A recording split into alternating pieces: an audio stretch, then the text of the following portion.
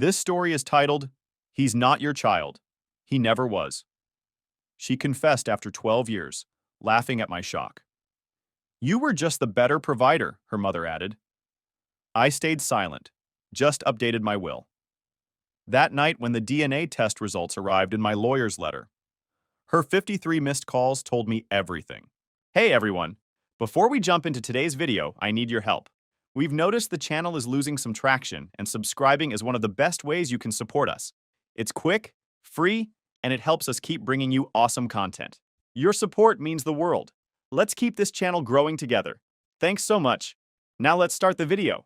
Okay, so I'm finally ready to share this absolute clusterfuck that's been my life for the past year. Not sure if this is the right place to post, but I need to get this off my chest.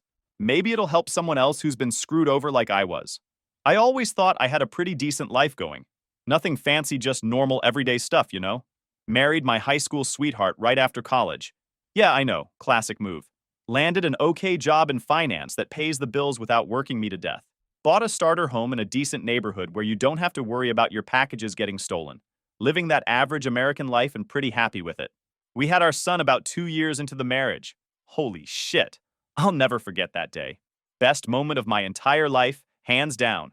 Little dude came out screaming his head off, all red-faced and mad at the world, and I just stood there crying like a complete idiot. The nurses were laughing at me, but I didn't care. My wife never let me live it down either. Never seen such a tough guy turn into such a puddle, she'd say whenever she told the story at family gatherings.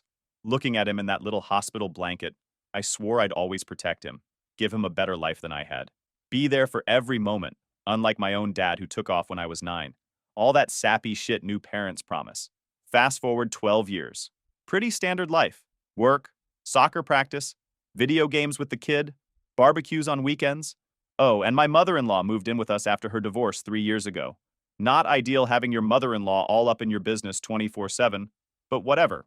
She helped with the kids sometimes, and my wife wanted to be there for her mom, so I just dealt with it. Looking back, my mother-in-law always had this weird vibe around me. Would make these little comments now and then about my son not looking like me. He's got your wife's eyes, but I don't see much of you in there, she'd say at family dinners, then laugh like she'd said something hilarious. I'd just brush it off. Kid has my wife's eyes, her nose, her hair color, but I always figured he'd grow into my features eventually. Some kids are late bloomers with that stuff, right? My wife would get weirdly defensive whenever anyone brought it up, though. Would jump in with, he's got his dad's personality, though. Or, he laughs just like his dad. Never thought much about it at the time. Work was fine. Not setting the world on fire or anything, but I was moving up slowly. Health insurance was solid, which turned out to be more important than I ever could have imagined. Life was just running along on autopilot until everything went completely nuclear. And man, you never see this kind of shit coming. First sign something was wrong. My kid started getting really tired all the time. Like, couldn't get through a school day tired. I figured it was just puberty hitting him, or maybe too many late nights playing Fortnite. His teacher called us in for a meeting because he kept falling asleep in class. We grounded him from video games, made him go to bed earlier, the usual parent stuff. Then came the bruises. Big ones that wouldn't go away, showing up for no reason. Kid plays soccer, so we thought maybe he was just being rougher during practice and not telling us. But when he got a nosebleed during dinner that took 30 minutes to stop, my wife finally took him to the doctor. That was the beginning of the end of life as I knew it. They did some blood tests, then more tests, then referred us to a specialist. I took a day off work to go with them to that appointment. The specialist had that serious doctor face that tells you bad news is coming before they even open their mouth. Leukemia? My 12-year-old kid had fucking leukemia. I can't even describe what that moment feels like. It's like the floor disappears and you're just falling. Your brain keeps saying this can't be happening on repeat, while the doctor keeps talking about white blood cell counts and treatment protocols and survival rates. My wife completely lost it, sobbing so hard she couldn't breathe. I went robot mode, taking notes, asking questions, trying to understand everything they were saying because someone had to keep it together. The specialist laid it out. Chemo would start immediately, but given the progression and type, our son would likely need a bone marrow transplant. Family members are usually the best match, especially parents. So they'd test me first since I'm his dad. We told our son together that night. Tried to be positive, told him he was going to kick cancer's ass, that the doctors were really good, that we'd be with him every step. He was scared but tried to act tough. Asked if he'd lose his hair. Asked if he could still play video games in the hospital. Kids are fucking amazing, man. Facing the scariest thing imaginable and worried about their Minecraft worlds. The next day, I went in for testing to see if I could be his donor. Simple procedure, just a cheek swab and some blood work. The nurse said they'd rush the analysis given the urgency of his condition. We'll know in 48 hours if you're a match, she said. I remember thinking, of course I'll be a match. I'm his dad. 2 days later, the doctor called me back in. Alone this time. No wife, no kid, just me sitting in this sterile office while he looked at me with this weird expression. We need to test other family members, he said, not quite meeting my eyes. Your markers aren't even remotely close to his. I didn't get it at first. What do you mean? Can't you use just part of my marrow or something? The doctor got this uncomfortable look. Sir, in these situations, well, sometimes there's a medical explanation, but sometimes there's a paternity issue. The room started spinning. Are you saying he's not my son? I'm saying we need to test other family members. Urgently. Your son's condition is progressing faster than we'd like. I sat in my car for an hour after that, just staring at nothing, trying to make sense of what he was suggesting. There had to be some mistake, a lab error, something. My phone was blowing up with texts from my wife asking what the doctor said. If I'm a match, when I'm coming home. I couldn't even look at them without wanting to puke. I finally managed to drive home, hands shaking the whole time. Almost ran a red light because my brain was just completely fried. Walked through the door and found my wife and her mom sitting at the kitchen table looking tense as hell. They shut up the second I walked in. Real subtle. Why aren't I a match for my son? I asked, my voice shaking so bad I could barely get the words out. My wife started crying immediately. Classic move she always pulls when she's caught in a lie. Tears on demand. Her mom just stared at me, then had the fucking nerve to roll her eyes like I was being dramatic. Tell him, she said to my wife. He was going to find out eventually. I slammed my hand on the table. Probably scared the shit out of them because I've never been the type to lose my temper. Tell me what? My son is dying and needs a bone marrow donor. Why am I not a match? My mother-in-law looked me dead in the eyes, cold as ice. Because he's not your child. He never was. Just like that. No sugarcoating, no apology. Just dropped that nuke on my life like she was telling me we're out of coffee. The room went dead silent, except for my wife's fake sobbing. I felt like someone was sitting on my chest. Couldn't breathe right. What the fuck are you talking about? I finally managed to say. My mother-in-law shrugged like we were discussing a movie plot or something trivial. She was still seeing her ex when you two got engaged. Got pregnant. We figured you were the better option. Stable job, good benefits. Her ex was a total loser who couldn't keep employment for more than a few months. My wife finally spoke up, wiping her tears. I was going to tell you eventually. Eventually? It's been 12 fucking years. I was shouting now. Never shouted like that in my life. Our son has leukemia. He needs a match now. Well, now you know, my mother-in-law said. We'll need to contact his real father. Something in me just snapped when she said real father. I'd been there for every fever, every nightmare, every school project, every soccer game, every fucking moment of his life. I was his real father. The fact that some other dude's DNA was in him didn't change the past 12 years. Get out, I said, suddenly deadly calm. Scary calm. What? My wife asked, looking genuinely shocked. Like she thought I'd just accept this shit and move on. Both of you. Get out of my house. Now pack a bag and leave. You can stay in a hotel. You can't just kick us out. My mother-in-law started with that entitled tone she always uses. Watch me. You've got 30 minutes. And while you're packing, write down the contact info for your ex. My son needs a donor. They tried arguing, but I just walked away. Went to the backyard and called my lawyer. Explained everything. Poor dude probably thought I was having a mental breakdown. Stay calm, he said. Document everything. Don't leave the house under any circumstances. They leave, not you. He promised to start the divorce paperwork immediately and told me to forward any medical records proving what happened. Said I needed to focus on my son's treatment and he'd handle the legal shitstorm. My wife came out to the yard, eyes all puffy, trying to play the victim. You're really throwing away our family? Now? When our son needs us both? I just stared at her. Did you ever love me?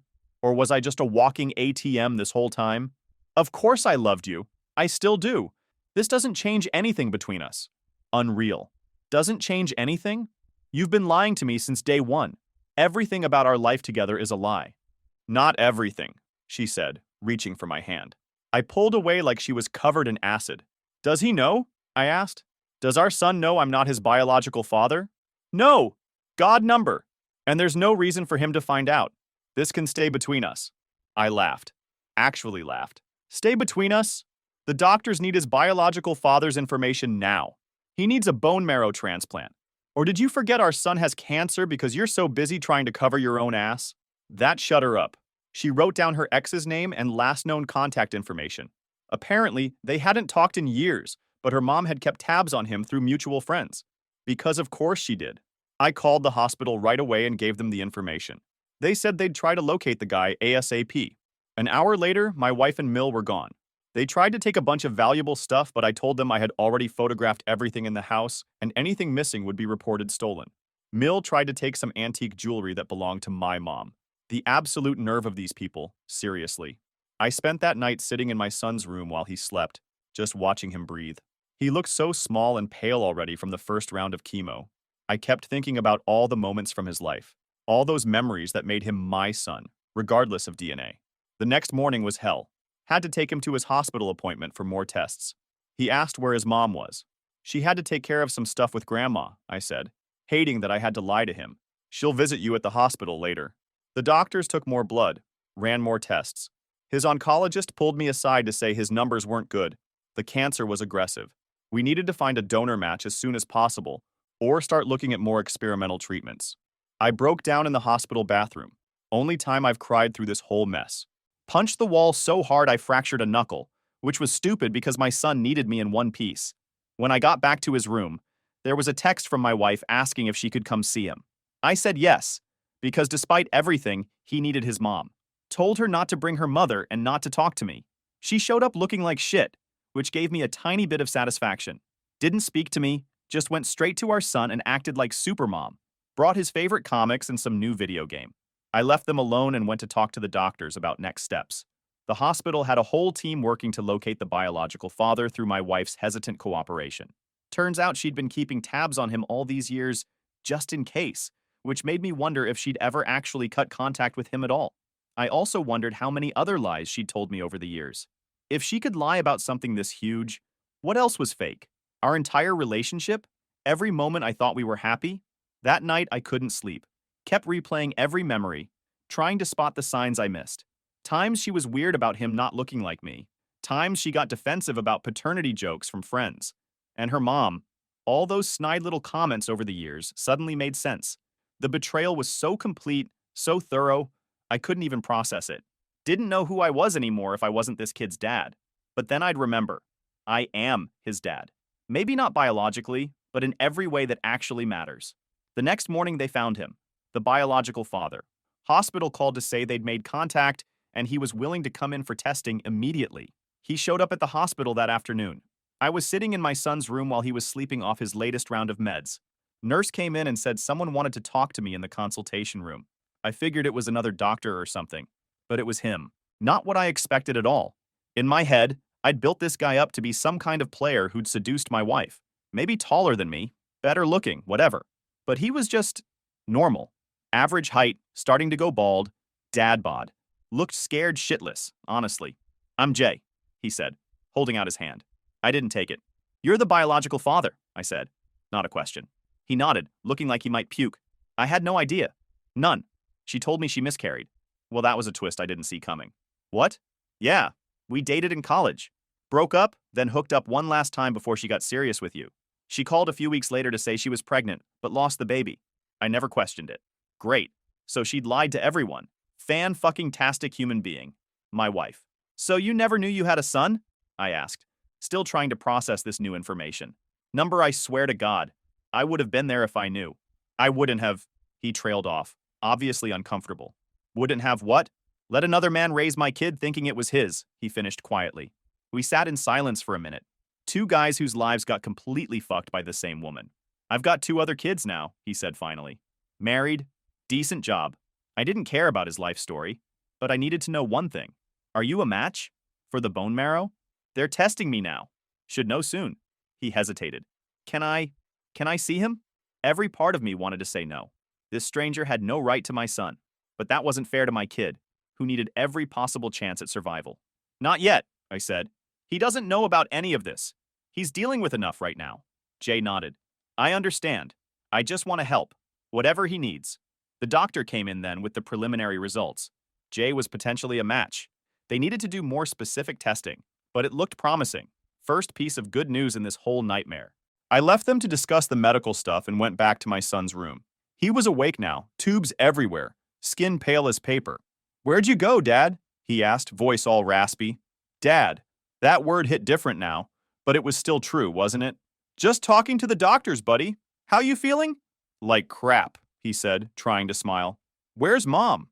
I'd been dreading that question. "She'll be by later." Another lie to protect him. The lies were piling up, but these ones at least were to shield him, not for selfish reasons. That day, I met with my lawyer who'd come to the hospital. He had me sign a stack of papers. Divorce filing, emergency custody order, DNA test request for legal purposes, asset protection documents. "What about his biological father?" I asked. "What rights does he have?" "That's complicated," my lawyer said. "Given the circumstances and the length of time you've been the child's father, you have a strong case for maintaining primary custody, but biologically, he has rights too if he wants to pursue them. One more thing to worry about. But first we had to get my son through this." That night, I slept in the chair by my son's bed. Hospital staff brought me a blanket and pillow. Around 3 a.m., my son woke up sick. Nurses rushed in. More meds, more tests. Dawn was breaking by the time he fell back asleep. My phone had been blowing up all night. Texts from my wife, from her mom, from friends who'd obviously heard some version of what was happening. I ignored them all. Jay came back in the morning for more testing. We passed each other in the hallway. Awkward nod. "What do you say to the guy who unknowingly fathered the child you've raised for 12 years? The doctor caught me getting coffee in the family room. "Good news," he said. "Jay is a match. One of the best matches we could hope for." Relief hit me so hard I had to sit down. "So what happens now?" "We'll prep both of them for the procedure. There's some paperwork, some more tests, but we can move quickly given the urgency of your son's condition." For the first time in days, I felt something like hope. My son had a chance. That's all that mattered right now. But the nightmare was far from over. My mother-in-law showed up that afternoon, walked right into my son's room like she owned the place. I was in the bathroom and came out to find her sitting by his bed, filling his head with God knows what. "What are you doing here?" I asked, keeping my voice controlled for my son's sake. "Visiting my grandson," she said, defiant as ever. "You can't keep me away from him." "Dad, why is Grandma staying at a hotel?" my son asked, looking confused. "And Mom too? What's going on?" I shot my MIL a look that would have killed her if that was possible. "Let's talk outside," I told her. Once in the hallway, I let her have it. "You have some fucking nerve showing up here." "He's my grandson." "I have every right." "You have no rights. You're the one who encouraged your daughter to lie to me for 12 years. You're the architect of this whole disaster." She puffed up like an angry cat. "You should be grateful. If it wasn't for me, you wouldn't even have him in your life." Grateful?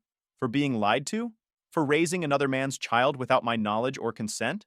For finding out during a medical crisis that could kill him? A nurse approached, looking concerned. "Sir, I'm going to have to ask you to keep your voice down." I took a deep breath. "Sorry, this person was just leaving." "I most certainly am not," MIL protested. "Yes, you are," I said firmly. "Or I'm calling security. Your choice." She left, but not before promising this wasn't over. Back in my son's room, he was full of questions I couldn't answer yet. Why is everyone fighting? Are you and Mom getting divorced? The innocent questions nearly broke me.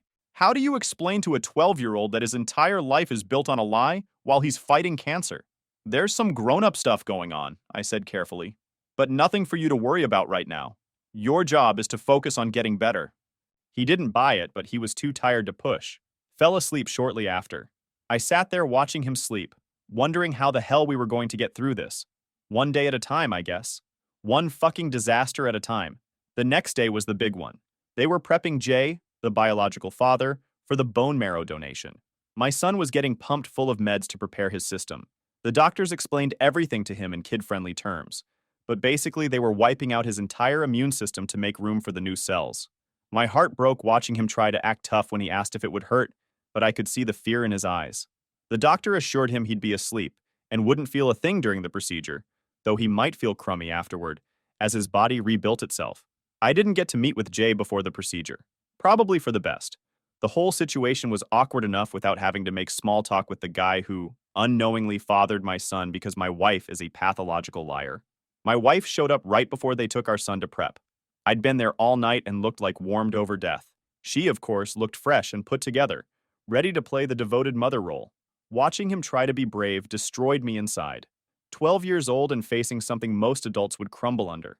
I squeezed his hand and told him he was the toughest kid I know. The last thing he asked before the pre-op meds kicked in was if I'd be there when he woke up. I promised wild horses couldn't drag me away. After they wheeled him out, I was stuck in the empty room with my wife. The silence was suffocating. She announced she was staying until he was out of recovery. Fine by me. We sat in stony silence for a while before she tried asking about Jay. I shut that down real quick, reminding her I'd been a little busy making sure our son didn't die. She tried playing the victim card, saying I was being unfair. That set me off. Nothing about this situation was fair to anyone, especially not our son. The surgery took 6 hours, longest 6 hours of my life. My wife and I sat on opposite sides of the waiting room, not speaking. Her mom tried to show up again but got turned away at the reception desk. Small victories. The surgeon finally emerged looking tired but satisfied. Everything went well with both patients. My wife immediately asked when we could see our son. The doc explained he'd be in isolation for at least a week while his immune system rebuilt. We could see him through the glass, but no direct contact. A week of not being able to hug my son or comfort him. But if that's what it took to save him, I'd do it. They let us peek in on him in recovery. He looked so small, surrounded by all those machines, pale as a ghost with dark circles under his eyes. I pressed my hand against the glass, like I could somehow reach him. The doctor pulled us aside to discuss post-hospital care. Our son would need a sterile environment with minimal germ exposure until his immune system strengthened. I informed him I'd already started deep cleaning the house, installing new air filters, the works. The doc looked uncomfortably between me and my wife, acknowledging the complicated family situation, but emphasizing our son would need stability and consistent care during recovery. I assured him firmly that our son would have everything he needed at his home with me. My wife started to protest, but the doctor shut it down, saying he didn't need to know our personal details, just that his patient would have proper care. The next few days blurred together, hospital shifts, doctor meetings, and avoiding my wife as much as possible. We took different shifts at the hospital with brief, awkward handoffs, where we'd update each other on his condition. The divorce moved insanely fast. My lawyer crushed it, got an emergency hearing scheduled thanks to my wife's nonstop lying.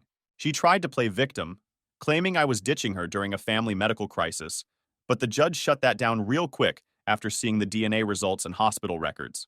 And after 5 days into isolation, Jay asked to meet up at the hospital cafeteria. He looked exhausted, still bandaged from the bone marrow procedure. It was awkward small talk until he mentioned our son, and that phrase hit me hard. I corrected him instantly. He might have DNA, but that kid's strength came from me, the one who raised him. After an uncomfortable pause, Jay admitted he didn't want to disrupt our lives further, and recognized me as the real dad, brushing off biology as just DNA. The guy surprised me, honestly. Said he'd like to know his son eventually, but would follow my lead on when and how that happened. His priority was the kid's well-being, not asserting his newfound paternal rights. We agreed to table the discussion until my son was healthier and had processed the impending divorce. First priority was getting him through this medical crisis. The rest could wait. By day 7, the doctors were cautiously optimistic. The new cells were grafting, his numbers improving slightly. They let me wear a sterile suit to sit with him for 30 minutes. First time I'd been able to touch him in a week. Kid was weak as a kitten but still managed to smile when I walked in.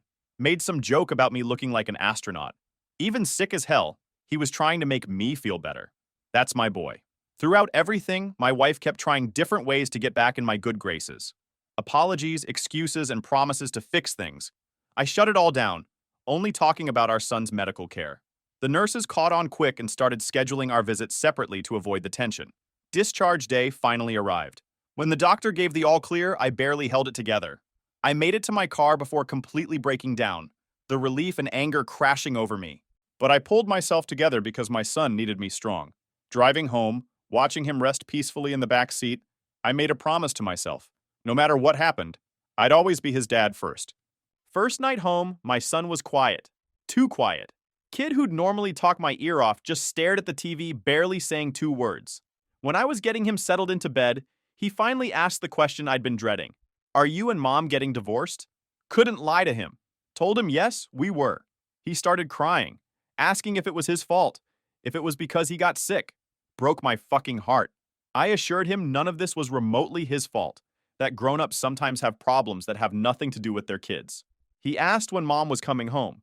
That question sucked because I knew she wasn't, ever. Told him mom would be staying somewhere else, but would still see him all the time. Kid fell asleep crying. I sat outside his room drinking coffee until like 3 a.m., feeling like the world's biggest asshole even though I hadn't done anything wrong. The bone marrow transplant was working though, thank fuck. His counts improved a little every day. The home health nurse came by daily to check on him and draw blood. Kid hated the needles but was a trooper about it. My wife was allowed supervised visits 3 times a week. Hospital provided a social worker to oversee them, since the court was concerned about her emotional stability and potential for parental alienation. Fancy terms for might say crazy shit to turn the kid against his dad. Those visits were awkward as hell. She'd show up with new toys, games, anything to buy his affection. Kid was happy to see her but got tired easily. Social worker was good about ending visits when she saw him fading.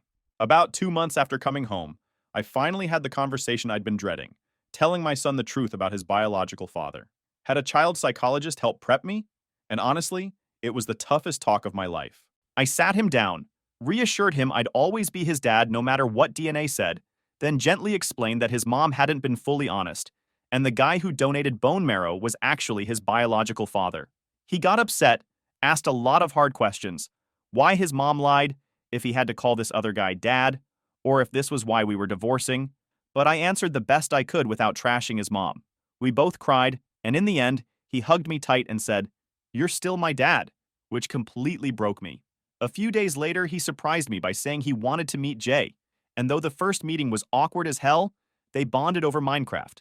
Afterward, he had more questions, siblings, family stuff, but I assured him nothing changes our relationship. He'd always be my kid no matter what. At the final divorce hearing, the judge gave me primary custody, the house, and most assets. My ex got standard visitation, her car, and a fair, honestly generous financial settlement. She freaked out in court, nearly got herself held in contempt, and her lawyer had to drag her out. Later, she tried to pick our son up from school on a day that wasn't hers, got caught and escorted off by police, which forced the court to tighten visitation rules even more. Jay and I separately arranged his visitation schedule, supervised by therapists so our son could gradually meet his other family. My ex-Mill eventually violated her restraining order again, got hit with community service, then moved away, telling anyone who'd listen that I ruined her family. Whatever helps her sleep, I guess. And by the 6-month mark post-diagnosis, things had settled into a new normal. My son was officially in remission, back at school part-time. I was working from home to be available for him.